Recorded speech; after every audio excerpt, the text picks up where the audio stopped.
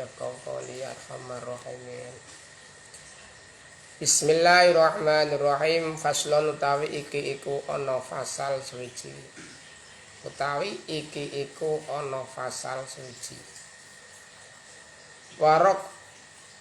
Warokaatul faraidi utawi pira-pira rakaate pira-pira salat fardu. Warokaatul faraidi utawi pira-pira rakaate pira-pira salat fardu iku sab'ata asara pitulas. Apane? Rakaate. Jadi di dalam satu hari satu malam itu ada 17 rakaat. Nah, jadi maghrib 3 rakaat, isya 4 rakaat, subuh 2 rakaat, berarti 9, ditambah zuhur dan asar 8 rakaat. Berarti dalam satu hari satu malam yang diwajibkan adalah 17 rakaat. Maka angka 17 adalah merupakan angka yang sangat keramat. Makanya Indonesia itu memproklamirkan kemerdekaannya pada tanggal 17. Kemudian Al-Quran juga diturunkan ya pada tanggal 17 Ramadan. Jadi merupakan salah satu angka yang sangat keramat, 17. Ya. Jadi ada 17 rakaat dalam satu hari satu malam, itu wajib kita laksanakan. Ya, jangan kemudian kita menawar. Ya, menawar dengan alasan berbagai macam alasan. Apalagi sampai meninggalkan sholat tanpa sebab. Ada udzur saja tidak boleh. Tetap harus dilaksanakan, kecuali misalnya sakit ya, kalau dia bisa berdiri sambil duduk, tidak boleh kemudian meninggalkan kecuali sudah meninggal dunia. Kalau ingin tidak sholat ya meninggal saja, baru tidak usah sholat. Tapi selama kita masih diberi nyawa oleh Allah, maka wajib bagi kita untuk melaksanakan sholat. Bahkan sampai pada titik terlemah pun kita masih diwajibkan untuk melaksanakan ibadah sholat. Kalau tidak bisa berdiri, bisa sambil duduk. Terus duduk bisa sambil berbaring. Dan bisa lagi sambil telantang. Dan bisa lagi sambil isyarah bil ain, kedape mrip. Ora bisa maneh nganggone ati. Ora bisa maneh ya berarti njaluk di salati alias inna lillahi wa inna ilaihi raji'un. Berarti nek pingin ora sembayang berarti njaluk di salati. Makanya mumpung kita masih diberi kesempatan oleh Allah, yaitu berupa kehidupan di alam dunia ini, kita gunakan sebenar-benarnya, semaksimal mungkin untuk melaksanakan ibadah kepada Allah Subhanahu wa ta'ala ya. Dimulai dari sekarang ya, dimulai dari diri kita masing-masing ya, dari hal yang terkecil, dimulai dari sholat maghrib, sholat isya, sholat subuh, sholat zuhur, sholat asar, kita laksanakan semuanya tanpa terkecuali.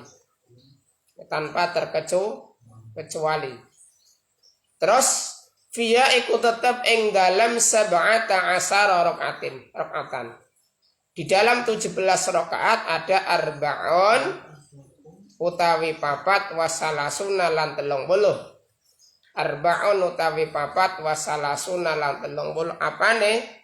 Sajdatan sujude ada 34 sujud ya. Jadi sebanyak 17 rakaat itu ada 17 sujud. Kenapa? Karena setiap rakaat ada 2 sujud maka kali 17 sama dengan 34 sujudan. Ya, sebanyak 17 rakaat, kemudian ada 34 sujud. Wa arbaun lan papat wa tis'una lan 90. Apane takbiratan takbiri? Ada 94 takbir. Tuh. Ya, ada berapa? 94 takbir. Pertama takbiratul ihram ketika rukuk, ketika sujud, bangun dari sujud, terus ketika mau sujud lagi, terus bangun dari sujud lagi, dan sampai berapa? 30 berapa? 94 takbir. Terus dicek ngono piro betul apa salah ya. Ada 94 takbir wa tis'u tasyahudatin lan songo piro-piro tasyahud. Ada 9 tasyahud, 9 tahiyat. Ya, 9 tahiyat. Maghrib 2, Isya 2 berapa? 4, subuh 1, berarti berapa? 5, duhur 2, asar berarti berapa? 9. Ada 9 tasyahud. Wa tis'u tasyahudatin lan songo piro-piro tasyahud. Kemudian wa asara taslimatin. Wa asara taslimatin lan 10 piro-piro salaman. Ada 10 salaman. Wa asru taslimatin lan 10 piro-piro salaman. Dalam 17 rakaat itu ada 10 salaman. Wa mi'atun lan 100 wa salasun lan 3 wa khamsun lan 50. Berarti pira? 150. Apa nih tasbihatan tasbih? Jadi bacaan tasbihnya selama 17 rakaat itu sebanyak 153 tasbih. Subhana rabbiyal a'la dan juga subhana rabbiyal azimi wa bihamdi. Itu dihitung ada 153 bacaan tasbih di dalam sholat. Wa jumlatul arkani utawi jumlahe pira-pira rukun. Wa jumlatul arkani utawi jumlahe pira-pira rukun fis sholati ing dalam subuh salat subuh. Fis sholati ing dalam salat iku mi'atun 100 wa sittatun lan 6 wa isruna lan rong berarti beda 126. Jumlah rukunnya ada berapa? 126. Ya, dihitung sampai ke situ detail ya. Berarti dulu para ulama itu sangat detail sekali dalam membahas menerangkan, meneliti tentang masalah hukum. Ya, padahal dulu belum ada seperti sekarang. Ya, kalau sekarang dengan teknologi canggih ya. Kalau dulu masih masih manual semuanya, tapi ternyata ulama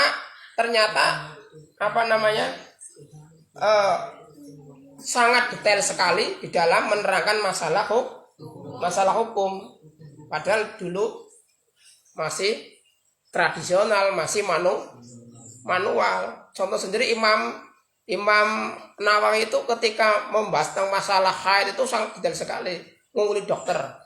Padahal dulu belum seperti sekarang. Kalau sekarang detail mungkin sudah hal yang biasa. Ya kalau zaman dulu di mana masih awam terhadap teknologi, masih menggunakan manual, tapi para ulama itu bisa menerangkan hukum secara detail dan seluruh fikul zaman diterapkan pada setiap zaman itu akan sesuai. Nek dudu wali orang mungkin. Kenapa? Karena hanya wali yang bisa cerdas batinnya dan juga cerdas akalnya. Nek kalau hanya mengandalkan cerdas akal saja tidak mungkin. Loh gak bisa. Makanya cerdas akalnya dan juga cerdas batinnya. Kalau cuma hanya akalnya saja tidak bisa kemudian menerangkan secara detail tentang masalah hukumnya Allah. Maka saya yakin bahwa ulama-ulama yang seperti itu adalah min auliyaillah, termasuk wali Gusti Allah. Karena bukan cuma hanya cerdas intelektualnya, cerdas imajinasinya, tapi juga cerdas batinnya. Orangnya begitu dekat kepada Allah Subhanahu wa Ta'ala. Bahkan sekelas Imam Bukhari saja ketika mau menulis satu hadis itu istikharah dulu, berpuasa dulu. Orang gampang. Kalau kita nulis ada orang gurat-gurat, tapi kalau dulu ulama dulu banyak rialatnya luar biasa. Makanya ketika sudah menjadi kitab itu diterapkan pada zaman apapun ya relevan. Tidak usang oleh perkembangan zaman. Coba sama melihat lagu-lagu sekarang. Ya hanya ketika booming, tapi nanti juga cepat redup. Karena tidak ada ruhnya. Nah, kalau lagu-lagu zaman dahulu kan lagu Roma Irama sampai sekarang masih relevan. Kenapa? Ada ruhnya, ada ruh agama, ada ruh Islam, sehingga sampai sekarang pun masih tetap relevan walaupun sudah beberapa generasi. Nah kalau lagu-lagu zaman sekarang ya sudah tidak relevan lagi, ya sudah mudah hilang. Hilang itu sama dengan ulama-ulama. Kalau ulama-ulama zaman dulu itu menulis kitab itu sudah luar biasa. Orang hanya pinter intelektualnya tapi juga pinter batinnya. Orangnya selalu mendekatkan diri kepada Allah Subhanahu wa Ta'ala. Nah, logikanya seperti ini coba. Imam Nawawi Ad-Dimsyq itu punya karya sampai 200-an karya kitab. Padahal beliau umurnya 35 tahun. Tapi beliau menulis kitab sampai 200 kitab. Ya, bahkan kitab yang terakhir itu Al-Majmu' sampai berapa itu? 27 jilid enggak salah. 27 jilid Al-Majmu' Syarih Muhadzab. Semuanya gitu. Padahal usianya 35 tahun. Belum kitab-kitab yang lain sampai 200 kitab yang beliau tulis. Kalau dia bukan seorang wali bisa. Orang mungkin, bukan tidak mungkin. Itulah makanya ulama-ulama itu luar biasa. Nah kita sampai sekarang pun kita mengkaji kitabnya juga masih relevan. Tidak ada kata-kata usang, tidak ada kata-kata ketinggalan zaman, ya. Kata ketinggalan zaman percuma, tidak ada. Tapi benar-benar relevan fikulis zaman, soluha fikulis zaman. Sesuai cocok ketika diterapkan dalam setiap zaman. Kita mengadakan kecerdasan spiritualnya. Jadi orang mau pinter intelektualnya tapi juga pinter spiritualnya. Batinnya itu luar biasa. Ya. Jadi ada berapa tadi? Ada berapa? 126 rukun fisubhi. Iku tetap ing dalam sholat subuh. Salah sunnah utawi 30 apan ruknan rukuni. Di dalam sholat subuh ada 30 rukun. Wafil maghribi lan iku tetep ing dalam sholat maghrib isnani utawi loro wa arba'una lan 40 apane ruknan rukune. Di dalam sholat maghrib ada 42 rukun. Nek miki maghrib berapa tadi? Maghrib ada 30 rukun, subuh 30 rukun, maghrib ada 42 rukun. Ya. Wafir rubaiyati Iku tetep ing dalem salat kang bangsa 4 rakaat. Ya kuwi salat apa? Salat Isya, Zuhur dan Asar rubaiyah. Salat sing bangsa 4 rakaat. Salat yang jumlah rakaatnya ada 4 rakaat. Itu arba'atun utawi papat wa khamsuna lan 50 apane ruknan rukuni ada 54 rukun. Hitung 54 rukun ya. Ini kan sudah diterangkan ya. Rukunnya sholat ada berapa? Ada 18. Kalau yang kalian tidak dihitung berarti ada 17. Coba bukan. Niat takbir ngedek maca Fatihah ruku tumak nina itidal tumak nina sujud loro tumak nina lungguh antarane sujud loro tumak nina lungguh akhir tahiyat akhir sholawat salam tartib urut. Ada berapa tadi? Ada 17 rukunnya sholat. Kalau kemudian niat khuruj minas sholat, keluar dari sholat, berarti dihitung menjadi 18 rukun. Tapi yang dari itu harus tahu, oh rukunnya sholat ada 17, dimulai dari niat, takbir, berdiri, ngadeg ya dan sebagainya sampai ada 17 rukun. Dan ternyata apa? Rukunnya sholat ya 17, jumlah rakaat ya 17, ya benar. Quran turun ya pada tanggal 17, Indonesia merdeka ya tanggal 17, ya benar. Makanya sangat keramas sekali Jibril itu. Ya, kenapa? Karena hasil istikharah para ulama. Ya, bukan sembarangan. Orang asal jeduk orang, tapi berbagai macam istikharah yang dilakukan oleh para ulama sehingga muncullah tanggal 17 Agustus 1945 melalui istikharahnya para ulama, terutama Hadratus Syekh Haji Hasyim Asy'ari yang sangat luar biasa. Wa man utawi sapane wong ajaza kang apes sapa man anil qiyami sangga ngadeg. Wa man utawi sapane wong ajaza kang apes sapa man anil qiyami sangga ngadeg fil fardhati ing dalem salat fardu. Barang siapa atau siapa orangnya, sapa wonge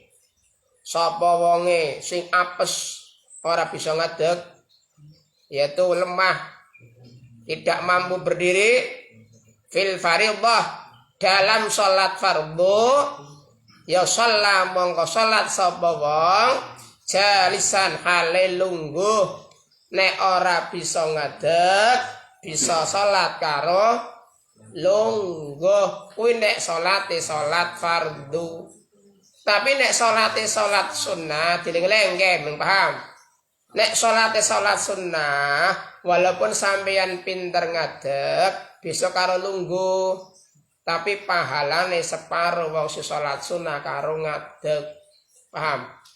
Jadi nek salat sunnah senajan sampeyan ki pinter ngadeg, sampeyan mampu berdiri, sampeyan bisa salat sambil duduk walaupun mampu tetapi pahalanya separuh orang yang salat sunnah sambil berdiri.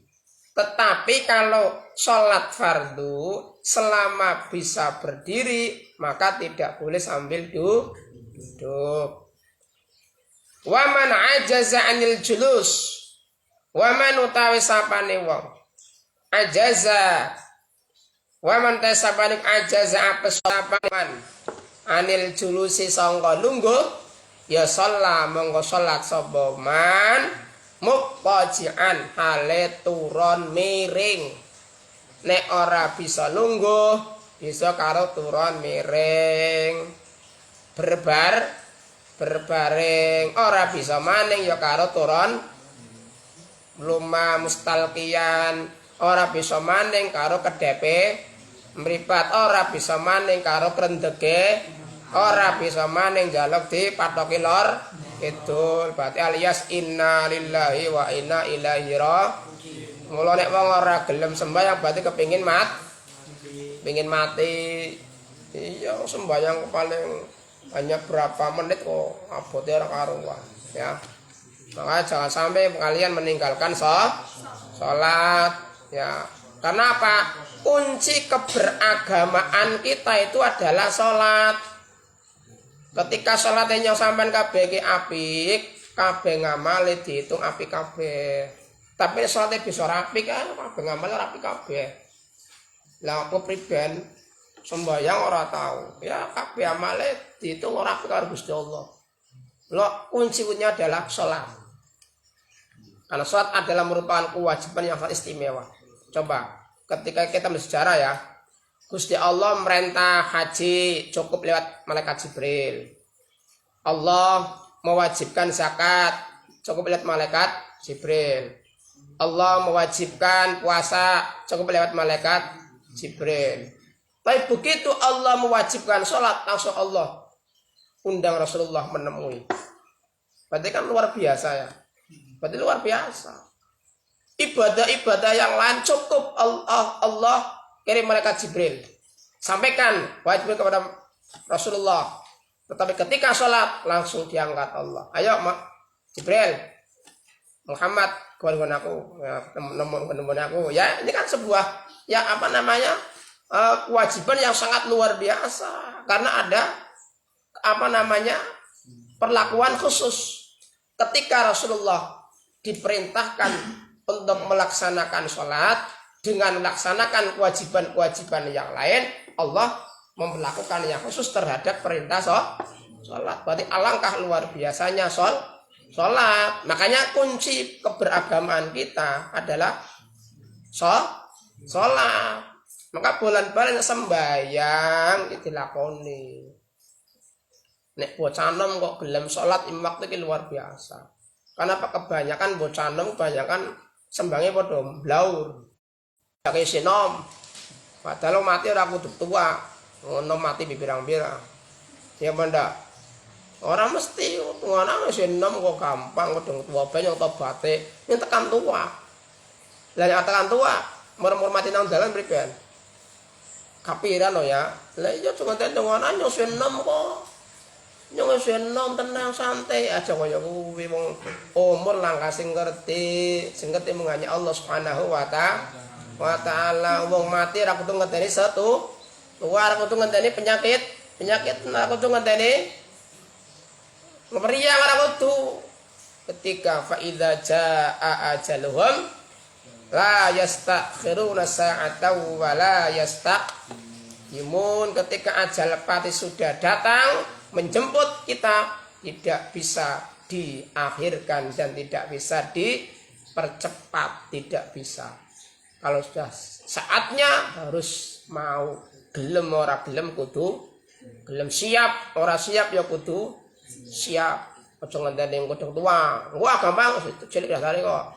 Kodhong tua mbayange kodhong tua, nek tekan tua.